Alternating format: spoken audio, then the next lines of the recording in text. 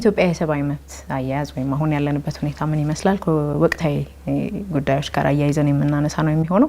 ይህንን ጉዳይ ደግሞ ለማውራት እዚህ ስቱዲዮ ድረስ የተገኙት የኢትዮጵያ ሰብአዊ መብት ኮሚሽን ኮሚሽነር የሆኑት ዶክተር ዳንኤል በቀለ ናቸው።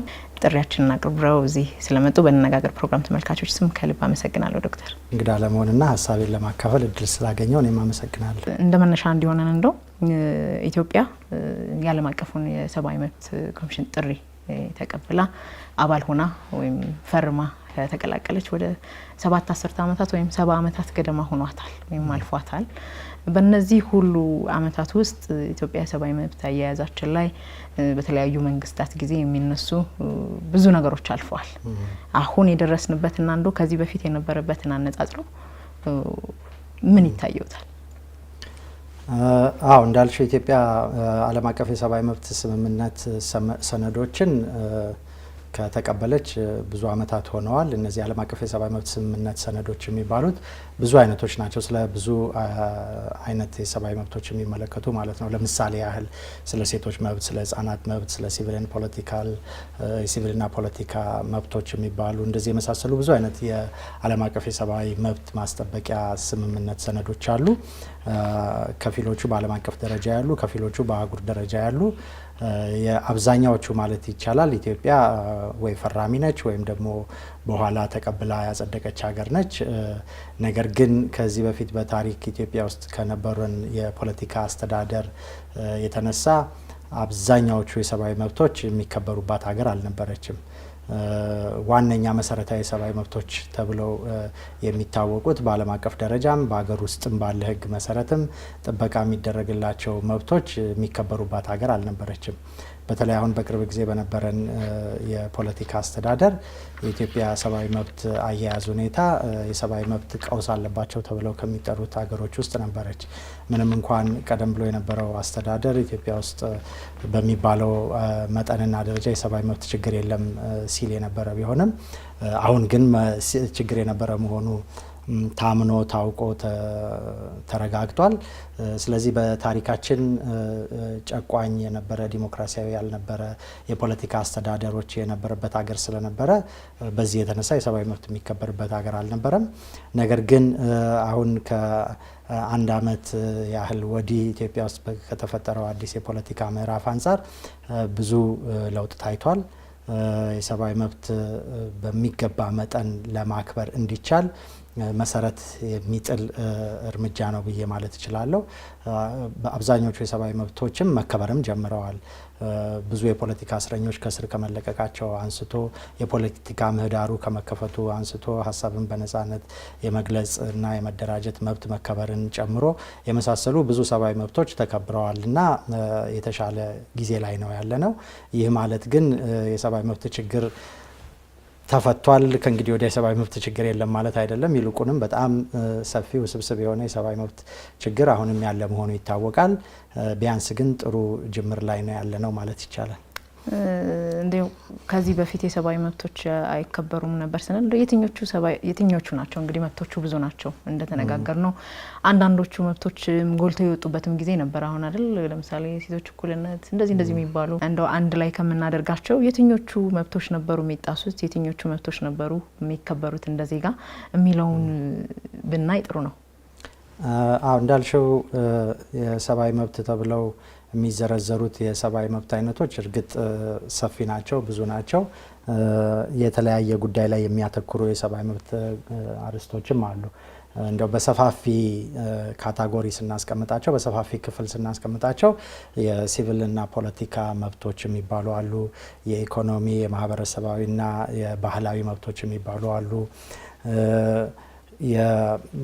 የተለያዩ አይነት ህብረተሰብ ክፍሎች መብቶች አሉ። ለምሳሌ የሴቶች መብት፣ የህፃናት መብት፣ የአካል ጉዳተኞች መብት፣ የፖለቲካ ተሳትፎ መብት በሚል ብዙ አይነት ሰፋፊ ክፍሎች ሊኖራቸው ይችል ይሆናል። ግን ኢትዮጵያ ውስጥ በተለይ የትኞቹ መብቶች አደጋ ላይ ወድቀው ነበረ ላልሽው ጥያቄ ሳልሳዊት፣ ምናልባት ኢትዮጵያ ውስጥ ባለፉት አመታት በነበሩን የፖለቲካ አስተዳደር በተለይ ፍጹም ገደብ ሲደረግባቸው የነበረ ወይም ደግሞ ሲከለከሉ ከነበሩ መብቶች ውስጥ ለምሳሌ ሀሳብን በነጻነት የመግለጽ መብት፣ የፕሬስ ነጻነት መብት፣ በፖለቲካ ጉዳይ የመሳተፍ መብት፣ ከህግ ውጪ ያላገባብ ያለመያዝ መብት ጥሰቶች ለምሳሌ ይሄ ከፍርድ ቤት ትዕዛዝ እና ከፍርድ ቤትና ከህጋዊ ስርዓት ውጪ መያዝ፣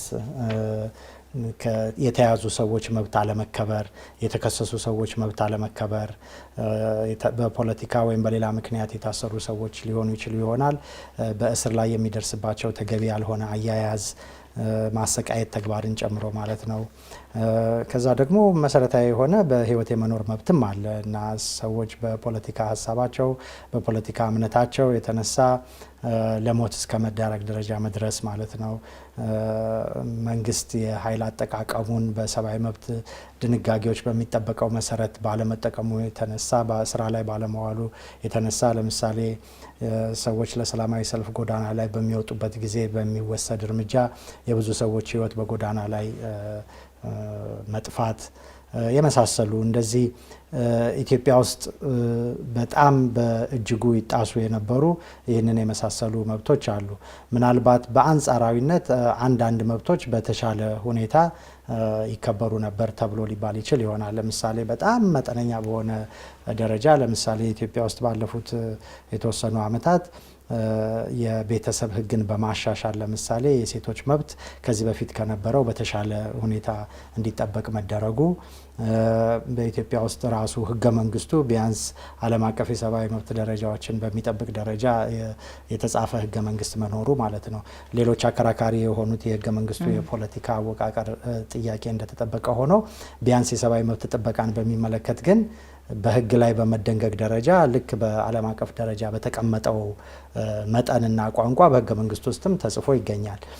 ስለዚህ በአንዳንድ መልኩ የተወሰነ እርምጃ ነበረ ቢባልም በሌላ በኩል ግን የሰው ልጆችን መሰረታዊ ሰብአዊ መብት በትክክል በመጠበቅ ደረጃ በጣም ብዙ ጥሰት የነበረበት ሀገር ነበር ስንል ምናልባት አሁን ከሱ ሁሉ ተላቀን በጣም ሁሉ ነገር የተከበረበት ሰብአዊ መብቶች ሁሉ ተከብሮበት ምንኖር ሀገር ደግሞ እንዳንመስል ስጋት እንዳይፈጥሩ ለተመልካቾቻችን ምናልባት እነዚህ አሁን ያልናቸው በተለይ ሀሳብን በነጻነት ከመግለጽ አኳያ በመናገራቸው ብቻ የታሰሩ የሉም ወይ? ፖለቲከኞች ስለሆኑ ብቻ ታሰርን እያሉ የነበሩ ሰዎች የሉም ወይ? አሁንስ በተጀመረው አዲስ የለውጥ ሂደት ውስጥ ባለው ፖለቲካ ውስጥ እነዚህ ነገሮች ሳልተፈጠሩም ወይ? ይሄኛው የሰብአዊ መብት ጥሰት አሁንስ የለም ወይ ነበር ሲሉ ምን ማለት ሆነው? እነዚህ ሁሉ የሰብአዊ መብት ሁኔታዎች ኢትዮጵያ ውስጥ አሁን ትርጉም ባለው መልኩ ተሻሽለዋል ብለን ስንል፣ ነገር ግን የሰብአዊ መብት ጥሰት ኢትዮጵያ ውስጥ አብቅቷል ማለት አይደለም ብዬ የጀመርኩት ለዛ ነው። ምክንያቱም አሁንም ብዙ የሰብአዊ መብት ችግር አለብን። በጣም ውስብስብ የሆነ የሰብአዊ መብት ቀውስ የሚባል ችግርም ገጥሞናል። ነገር ግን ሁለት ነገር ማለት ይቻላል። አንደኛው አሁን ኢትዮጵያ ውስጥ እያጋጠመ ያለው የሰብአዊ መብት ችግር ከዚህ በፊት ከነበረው ትንሽ ጠባዩ ተቀይሯል።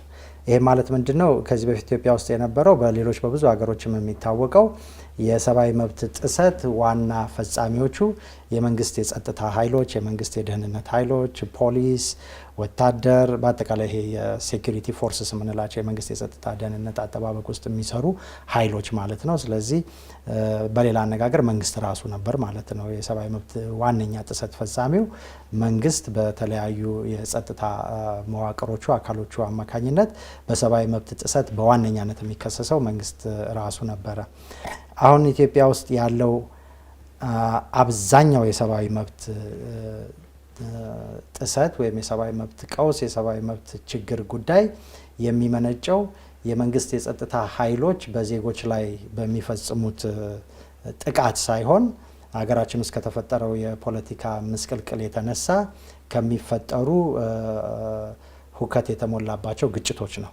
በተለይ እንደሚታወቀው ኢትዮጵያ ውስጥ ከቅርብ ጊዜ ወዲህ በተወሰነ መልክ የብሔር ጠባይ ያለው፣ በተወሰነ መልክ የሃይማኖት ጠባይ ያለው ግጭቶች በጣም ተከስተዋል።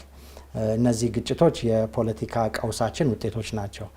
እነዚህ ግጭቶች ምን አስከትለዋል? የብዙ ሰው ህይወት መጥፋት፣ የብዙ ሰው ከኑሮው፣ ከአካባቢው፣ ከቦታው መፈናቀል፣ ብዙ ንብረት መውደም የመሳሰለ ችግር አስከትሏል። ስለዚህ ብዙውን ህዝብ እየጎዳ ያለው ትልቁ የሰብአዊ መብት ጥሰት እየተፈጸመ ያለው በዚህ በግጭት አውድ ውስጥ ነው።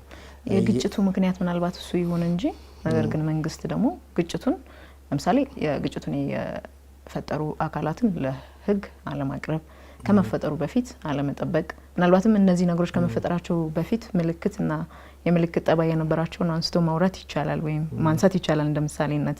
በእነዚህ ሰዓቶች ውስጥ ምናልባት በየቦታው የሚነገረው መንግስት ራሱ ተዳክሟል፣ ትቷል፣ ህግ አያስከብርም፣ ህግ ያስከብር የሚሉ ጥያቄዎች ይሰማሉ። ሌላው ቢቀር እንኳን የሰብአዊ መብት የሆኑት በነጻነት የመንቀሳቀስ በተለያዩ ቦታዎች ተንቀሳቅሶ ሀብት የማፍራት እና እንደዚህ የመሳሰሉ ሰብአዊ መብቶች እንኳን ሲጣሱ መንግስት ቁጭ ብሎ የሚያይ ከሆነ ምን ለውጥ አለው? መንግስት ለጉዳዩ ራሱ ነው ተጠያቂው። ደግሞ ሲደረግስ ደግሞ ሄዶ አለማስቆሙ በራሱ ምንድነው ልዩነቱ? ዞሮ ዞሮ ነገሩ ከተፈጸመ ምንድነው የተሻለ የሚያደርገው? ያነሳሻቸው አንዳንድ ትክክለኛ ነጥቦች አሉ፣ ግን ትንሽ መጥራት ያለበት ነገር ያለ ይመስለኛል። ሁለት ነገር ነው። አንደኛው የሰብአዊ መብት ጥሰቱ ጠባዩ ተቀይሯል ሲባል የሰብአዊ መብት ጣሹ መንግስት ጸጥታ አስከባሪ መሆናቸው ቀርቶ ሌሎች ወገኖች ሆነዋል ማለት ነው። ይህ የሚያመለክተው ምንድነው? ችግሩን ለመፍታት የችግሩን የስር ምንጭ ማወቅ ያስፈልጋል ማለት ነው። ስለዚህ ኢትዮጵያ ውስጥ አሁን እየገጠመን ያለው ሰፊና አስቸጋሪ የሰብአዊ መብት ቀውስ ጉዳይ የፖለቲካ ቀውሳችን ውጤት ስለሆነ በዘላቂነት ችግሩን ለመፍታት በመጀመሪያ የፖለቲካ ችግሩን መፍታት ይጠይቃል ማለት ነው። የስር ምክንያቱን ካልፈታሹ ችግሩ ይቀጥላል ማለት ነው። ስለዚህ ያንን ማድረግ ያስፈልጋል። ይህ ማለት ግን በፖለቲካ ችግር ምክንያት በሚፈጠረው ሁኔታም መንግስት ኃላፊነትና ግዴታ የለበትም ማለት አይደለም። ምክንያቱም መንግስት አንደኛ ችግሩን የመፍታት ሚና መጫወት ኃላፊነት አለበት። ሁለተኛ ዜጎችን ከጥቃትና ከአደጋ የመከላከል ኃላፊነትና ግዴታ አለበት። ዜጎች ከአደጋ የመጠበቅ መብት ስላላቸው ማለት ነው። ስለዚህ ትንሽ ጠባዩ ቀየር ብሎ ሊሆን ይችል ይሆናል፣ ግን የመንግስትን ኃላፊነትና ግዴታ ይቀንሳል ለማለት አይደለም። ግን የሰብአዊ መብት ችግሩን ለመረዳት ስንሞክር ጠባዩን፣ አውዱን እና የመፍትሄ አቅጣጫውን ጭምር ማሰብ አለብን ለማለት ነው። ስለዚህ ከዛ አንጻር ማየት ያስፈልጋል። በሌላ በኩል እንዳልሽው አንዳንድ ግጭቶች ጋር ተያይዘው የሚከሰቱ ጉዳቶችን በሚመለከት ደግሞ በተቻለ መጠን አስቀድሞ በማወቅ ወይም ለማወቅ በመጣር ዜጎችን ከአደጋ የመከላከል ኃላፊነትና ግዴታም አለ። ይሄ አንደኛው ነጥብ ነው። ሁለተኛው በጣም ትክክለኛ ነጥብ ያነሳሽው ምንድነው? ጥፋተኛ የሆኑ ሰዎችን በህግ ተጠያቂነት ማረጋገጥ ነው። ይሄ የመንግስት ተግባርና ኃላፊነት ነው። ይህንን ተጠያቂነት ማረጋገጥ ካልተቻለ ደግሞ ጥፋት የሚያጠፉ ሰዎች በጥፋት ስራቸው ይቀጥላሉ ማለት ነው። በእንግሊዝኛ አካውንታቢሊቲ የሚባለው ጽንሰ ሀሳብ ነው፣ በህግ ተጠያቂነት ማለት ነው። ስለዚህ የመንግስት ጸጥታ አካላት በቀጥታ ራሳቸውም የተሳተፉበት ባይሆንም እንኳን በሌላ በማንኛውም ወገን የተፈጸመ የሰብአዊ መብት ጥሰት በሚኖርበት ጊዜ የሰብአዊ መብት የጣሰውን ወይም ጥፋት ያደረገውን ወይም ወንጀል የሰራውን ሰው ተጠያቂነት ማረጋገጥ ተግባርና ኃላፊነት የመንግስት ስለሆነ ይህ መደረግ አለበት። በሌላ በኩል እንደው በአብዛኛው የመንግስት የጸጥታ ኃይሎች በዚህ ጉዳይ ውስጥ ቀጥታ ዋነኛ ተሳታፊዎቹ አይደሉም ብለን እንላለን እንጂ ሁሉም አይነት የሰብአዊ መብት ጥሰታውን ከዚህ ውጭ ነው ለማለትም አይደለም። ምክንያቱም አሁን አንዳንድ ሪፖርቶች እንደሚያመለክቱት አንዳንድ ቦታ የተከሰቱ ግጭቶች ውስጥ የመንግስት የፌዴራሉም ሆነ የክልል ጸጥታ ኃይሎች በቀጥታ ወይም በተዘዋዋሪ ተሳታፊነት ነበረባቸው ተብሎ የሚቀርቡ ክሶች፣ አቤቱታዎች፣ ጥያቄዎች አሉ። ስለዚህ በተወሰነ መልክም አያችኋቸው እነሱን ክሶች እናንተ ያው እንግዲህ ወደ እናንተ ስራ እንመጣለን። በእርግጥ ግን አሁን አሉ ተብሎ ከተነሳ እናንተ መቼም መነሻውን ካያችሁ ሂዳችሁ የማጥናት ከዛም ደግሞ ምክረ ሀሳብ የማቅረብ ድረስ አዋጁ ስልጣን ይሰጣችኋልና አያችኋቸው። አሁን መንግስት ጣልቃ ገብቶ ለሰብአዊ መብት ጥሰት ተጠያቂ ናቸው ተብሎ የተነሱት የትኞቹ ናቸው? የእኛ መስሪያ ቤት ማለትም የኢትዮጵያ ሰብአዊ መብቶች ኮሚሽን የዚህን አይነት ስልታዊ ጥናት አድርጓል ወይስ አላደረገም? ገና አላደረገም። ምክንያቱም ይሄ የሰብአዊ መብት ኮሚሽን በአዲስ ኢትዮጵያ ውስጥ በተፈጠረው የፖለቲካ ምዕራፍ በአዲስ መልክ እንዲደራጅ እንዲዋቀር ተብሎ ታስቦ እኔም ወደዚህ ስራ ኃላፊነት ከመጣሁኝ ገና ጥቂት ወራቶች ናቸውና አሁን ዋነኛ ትኩረታችን አድርገን ያለነው ኮሚሽኑን በአዲስ መልክ ማዋቀር፣ ማደራጀት፣ እውነተኛ፣ ነጻ፣ ጠንካራ፣ ገለልተኛ ተቋም ለማድረግ የሚያስፈልጉ መመቻቸት ያለባቸው ብዙ ቅድመ ሁኔታዎች ስላሉ ትልቁ ትኩረታችን እሱ ላይ ነው። ቅድመ ሁኔታዎች ምንድን ናቸው? እንግዲህ ማለት ዜጎች እየሞቱ ነው። የዓለም እናንተም በእርግጥ ጠቅሳችኋል፣ ይህንን አሳውቃችኋል። ሰብአዊ መብት ጥሰቶች የተደረጉ እንደሆነና መንግስት ትኩረት እንዲሰጣቸው የበኩላችሁን እያደረጋችሁ ነው።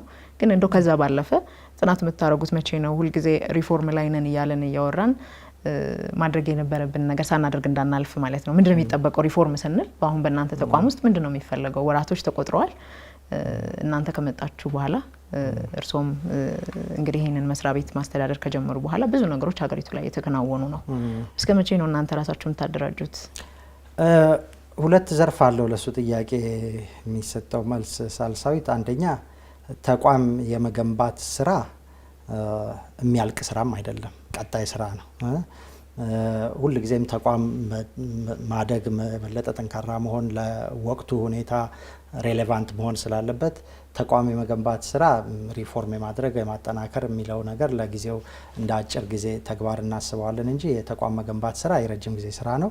በተለይ ኢትዮጵያ ውስጥ አሁን ለማድረግ የሚፈልገው የተቋማት ግንባታ ስራ እነዚህ የዲሞክራሲ ተቋማት የምንላቸው፣ የፍትህ አስተዳደር ተቋማት የምንላቸው፣ የዳኝነት ተቋም የምንለው የመሳሰሉት ተቋሞችን የመገንባት ስራ የአጭር ጊዜ ስራ አይደለም። ነገር ግን ይሄ ማለት ተቋም እየገነባን ተቋም እየሰራን ስለሆንን አሁን በየዕለቱ የሚያጋጥሙንን ችግሮች ግን ችላ እንላቸዋለን፣ አንመለከታቸውም፣ አንከታተላቸውም፣ አንሰራቸውም ማለት አይደለም። ባለው ውስን አቅምም ቢሆን በተለይ የበለጠ ትኩረት ሊሹ ይገባቸዋል ተብለው የሚታሰቡ ጉዳዮችን ክትትል እናደርጋለን። ለምሳሌ አሁን እኔ እዚህ ተቋም ከመጣሁኝ ከጥቂት ወራቶች ጀምሮም ቢሆን ለምሳሌ እስር ቤቶችን እንጎበኛለን። እኔ ራሴ በአዲስ አበባ ከተማም ከአዲስ አበባ ከተማ ውጭም እስር ቤቶችን መጎብኘት ጀምሬ ያለው። ታሳሪዎችን እስር ቤት ውስጥ እናነጋግራለን፣ የእስር ቤቱን ሁኔታ እንመለከታለን። ኢትዮጵያ ውስጥ ለሰብአዊ መብት ጥሰት ጉዳይ የሆኑ ጉዳዮችን እናጠናለን፣ እንከታተላለን፣ ምክረ ሀሳብ እናቀርባለን። ችግር የተፈጠረባቸው አካባቢዎች ሄደን የክልል መስተዳድር ኃላፊዎችን፣ ሰራተኞችን፣ ጉዳዩ የሚመለከታቸውን ወገኖች እናነጋግራለን። ለምሳሌ ለመጥቀስ ያህል አሁን ካለፉት ቅርብ ጊዜያት ወዲህ ለምሳሌ ወደ ደቡብ ክልል ሄጄ የተሳተፍኩበት የተወሰነ ስራ ነበር። አሁን በቅርቡ ደግሞ ከአፋር ክልል ነው የተመለስኩት። እዛ አካባቢ ተከሰተ ከተባለው ጉዳይ ጋር በተያያዘ ማለት ነው። አሁን ደግሞ ለምሳሌ በዚህ በአዲስ አበባና በኦሮሚያ አንዳንድ ከተማዎችና ሌሎችም ቦታዎች ተከሰተ የተባለ ጉዳይ አለ። ያንንም በተወሰነ መጠን ለመከታተል ጥረት እናደርጋለን። በመስሪያ ቤታችን ውስጥ የምርመራ ክፍል የሚባል አለ። ብዙ አቤቱታዎች ይቀርባሉ። አቤቱታዎችን ተቀብለን እንመረምራለን፣ እናስተናግዳለን። የምርመራና ክትትል የሚባል ስራ ክፍል አለ። ህጎችን፣ የእስር ቤት አያያዝ ሁኔታን በስልታዊ በሆነ መንገድ የሚከታተል ማለት ነው። የግንዛቤ ማስፋፊያ የሚባል ስራ ክፍል አለ፣ ስለ ሰብአዊ መብት ትምህርት ማለት ነው። ስለዚህ እነዚህ ሁሉ ብዙ ለምሳሌ ያህል ነው የጠቀስኩልሽ እንጂ ብዙ የሚሰሩ ስራዎች አሉ። የመስሪያ ቤቱ ተቋም የተቋሙ አላማ የሰብአዊ መብትን ግንዛቤ ማስፋፋትና የሰብአዊ መብት ጥበቃ ነው። ሰፋ አድርገሽ ስትመለከችው በእንግሊዝኛ ፕሮሞሽን ኤንድ ፕሮቴክሽን ኦፍ ሂውማን ራይትስ ይባላል። በአንደኛው ሰብአዊ መብትን ማስፋፋት ነው፣ በሌላ በኩል ደግሞ ለሰብአዊ መብት ጥበቃ መስራት ማለት ነው። ስለዚህ በዚህ ስር የሚሰሩ እጅግ በጣም በርካታ ብዙ ስራዎች አሉ፣ በእለት ተዕለት ስራ የሚሰሩ። ስለዚህ ይሄ ሁሉ ስራ እየተሰራ አይደለም ለማለት አይደለም ሳልሳዊት፣ ይሄ እየተሰራ ነው። ነገር ግን ካለው የአቅም ውስንነት የተነሳ አሁን እየሰራን ያለናቸው ስራዎች እኔ በሚያስደስተኝ መጠን አይደለም፣ በሚፈለገውና በሚጠበቀው መሆን በሚገባው መጠን እየተሰራ አይደለም። ያ ደግሞ ሊሆን ያልቻለበት ምክንያት ይህ የተቋሙን መልሶ የማቋቋምና የማደራጀት ስራ ባለመጠናቀቁ ነው ለማለት ነው። እናንተም ከሱ ቀድማችሁ ደግሞ እስረኞቹን በተመለከተ ያወጣችሁት አለ። ግን አሁን ከሰሞኑ የተፈጠረው ግጭት ላይ እንነሳና እናንተ እንግዲህ እርስዎም ሄደን ነበር ብለዋልና ሄዳችሁ ባያችሁት መሰረት ከ70 እስከ 80 ግለሰቦች ህይወታቸውን እንዳጡ ጠቁማቸዋል። የእነዚህ ግጭት መነሻዎች ምንድን ናቸው? እናንተስ ምክረ ሀሳብ አቀረባችሁ ወይ? ምንድን ነው የተፈጠረው? አሁን ቅርብ ጊዜ ሀገራችን ውስጥ ቅርብ ጊዜ የተከሰተው አደጋ ኢትዮጵያ ውስጥ አሁን አዲስ ምዕራፍ ከተጀመረው ወዲህ ብዙ ተግዳሮቶች የገጠሙ ወደፊትም የሚገጥሙ መሆኑ ቢታወቅም ይሄ ቅርብ ጊዜ የተከሰተው አደጋ ግን ምናልባት በአይነቱም በጠባዩም በውጤቱም ለየት ያለ ነው ማለት ይቻላል። በጣም የድርጊቱ ውጤትም እንደሚታወቀው በጣም የብዙ ሰውን ልብ የሰበረ በጣም አሳዛኝ ክስተት ነበረ። እንዳልሽው እስካሁን በተገኘው መረጃ መሰረት ምናልባት ቁጥራቸው ከ70 እስከ 80 የሚሆኑ ሰዎች ህይወታቸው ጠፍቷል ተብሎ ይገመታል፣ ይታመናል። ይሄ ቁጥሩ ጉዳይ ሁል ጊዜ በእንደዚህ አይነት ጉዳዮች ላይ በተወሰነ መጠን በግምት ላይ የተመሰረተ ነው፣ በሙሉ ለሙሉ ተጣርቶ እስኪረጋገጥ ማለት ነው። አንዳንድ ጊዜ የሟቾች ቁጥርም ደግሞ አንዳንዴ ቀነስ አንዳንዴ ጨመር ሊል ይችል ይሆናል። ምክንያቱም አንዳንዱ በደንብ ያልተረጋገጠ ሊሆን ይችላል። አንዳንድ ጊዜ ደግሞ ካወቅሽው ውጪ ሌላ አዲስ መረጃ ሊመጣ ይችላል። ወይም ደግሞ በጠና ተጎድቶ የነበረ ሰው በሕክምና ላይ ያለ ህይወቱ ሊያልፍ ይችል ይሆናል። በዚህ ጉዳይ አሁን ሆስፒታል ከገባ በኋላ መሞታቸው የሚታወቅ ሰው ባይኖርም ነገር ግን በመጀመሪያው ሪፖርት ላይ ያልተጠቀሱ ሌሎች ሰዎች አሉ የሚል መረጃዎች መምጣት ስለጀመሩ ምናልባት ቁጥሩ በዛ ሬንጅ ውስጥ ሊሆን ይችላል። እንግዲህ ከነዚህ ሰዎች ውስጥ ምናልባት ከ10 እስከ 15 ያህል የሚገመቱ ሰዎች ከጸጥታ ኃይሎች ጋር በተፈጠረው ግጭት በጥይት ተመተው የሞቱ ሲሆን ሌላው ቀሪው አብዛኛው ሰው ግን የሆነው በሁከት ውስጥ በተሳተፉ ሰዎች በቀጥታ በድንጋይ፣ በዱላ፣ በስለት ተደብድበው አንዳንድ ቦታም በእሳት ተቃጥለው የተገደሉ ሰዎች ናቸው። ስለዚህ የወንጀሉ አፈጻጸም ሁኔታ እጅግ ያልተለመደ ለየት ያለ ከፍተኛ ጭካኔና ግፍ የተሞላበት አፈጻጸም ስለነበረው ብዙ ኢትዮጵያውያንን አስደንግጧል። በጣም የሚያስቆጣም አይነት ሁኔታ ነው። ስለዚህ የወንጀሉ አፈጻጸም ሁኔታ፣ ሁለተኛ ጉዳዩ የተፈጸመውም በየከተማዎቹ በየጎዳናው ላይ በየሰዎቹ መኖሪያ አካባቢ፣ አንዳንድ ሰዎች ደግሞ በየቤታቸው፣ አንዳንድ ሰዎች ደግሞ ከየቤታቸው ተጎትተው ወጥተው ቤታቸው ደጃፍ ላይ፣ አንዳንድ ሰዎች ደግሞ ከተሸሸጉበት ወይም ከተጠለሉበት ወይም ደግሞ ለሃይማኖት ስርዓታቸው ይገኙበት ከነበረበት የሃይማኖት ተቋም ውስጥ እንዳሉ ነው። ስለዚህ ብዙ ሰዎች ህይወት ጠፍቷል። አሰቃቂ በሆነ አይነት መንገድ ብዙ ሰዎች በመቶዎች የሚቆጠሩ የአካልም የስነ ልቦናም ጉዳት ደርሶባቸዋል። ብዙ ንብረት ወድሟል። በብዙ ሚሊዮን ብር ሊገመት የሚችል የግለሰብም የሀገርም የህዝብም ንብረት ወድሟል። የሃይማኖት ተቋሞች ሆን ብለው ተጠቅተው ወድመዋል። ስለዚህ ከፍተኛ የሆነ የሰብአዊ መብት ቀውስ ነው ሊባል ይችላል። ሌላው ጉዳዩን ለየት የሚያደርገው ጠባይ የኢትዮጵያ ውስጥ አሁን ባለው ተጨባጭ ሁኔታ ማናቸውም አይነት ቅሬታ ወይም ማናቸውም አይነት ጥያቄ በህጋዊና በሰላማዊ መንገድ ሊቀርብ የሚችልበት ምቹ ሁኔታ አለ ተብሎ ስለሚታመን ይህ ምቹ ሁኔታ እያለ ማንኛውም ወገን፣ ማንኛውም ቡድን፣ ማንኛውም ሰው ጥያቄውን በኃይል ለማስፈጸም የመሞከር አዝማሚያ እጅግ የህግ የበላይነትን በግልጽ በአደባባይ ላይ የሚገዳደር ተግባር ነው። ይሄ የህግ የበላይነትን መገዳደር ማለት ደግሞ ያንን የምናጠፋ ያንን የምናፈርስ ከሆነ እንደ አገር ወደ ስርዓት አልበኝነት ልናመራ እንችላለን እና ይሄ የህግ የበላይነት የሚናድ ከሆነ የጠቅላላ አገር ደህንነት፣ ጸጥታ፣ የህዝብ ሰላማዊ አኗኗር ከፍተኛ አደጋ ላይ ሊወድቅ ስለሚችል ይሄ አጠቃላይ የድርጊቱ ውዝግቡ የተነሳበት ሁኔታ ወደ ሁከት ያመራበት ሁኔታ እና የደረሰው ጉዳት በጣም ለየት ያለ ስለሆነ በጣም የሚያሳዝን፣ የሚያስቆጭ፣ የሚያስቆጣም ተግባር ነው። ስለሆነም በዚህ ድርጊት ውስጥ በየደረጃው ተሳታፊነት የነበራቸው ሰዎች ተጠያቂነታቸው በህግ ተጠያቂነታቸው ሊረጋገጥ ይገባል ነው ዋናው መልእክታችን። እንደምታውቂው መንግስትም ያለማወላወል ይህንን የሚያደርግ መሆኑን ገልጿል። ግን መግለጽ ብቻ በቂ አይሆንም። ወደ ስራ በፍጥነት መገባት አለበት። በሌላ በኩል ግን ደግሞ የወንጀል ምርመራ ስራ ደግሞ ጊዜ ይጠይቃል።